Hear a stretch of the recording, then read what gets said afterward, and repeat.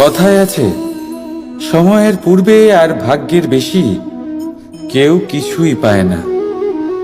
এবার এর মানে কি এটাই যে আপনি শুধুমাত্র সময়ের অপেক্ষা করবেন, সবকিছু নিজের ভাগ্যের ওপর আর কপালের উপরে ছেড়ে দেবেন, নিজে কিছুই করবেন না?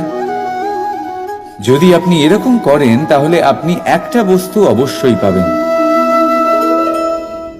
নিরাশা, অসফলতা। এবারে আপনি বলবেন, যদি সবকিছুই ভাগ্য আর সময়ের উপরে নির্ভরশীল হয় তাহলে আমরা কি বা করতে পারি?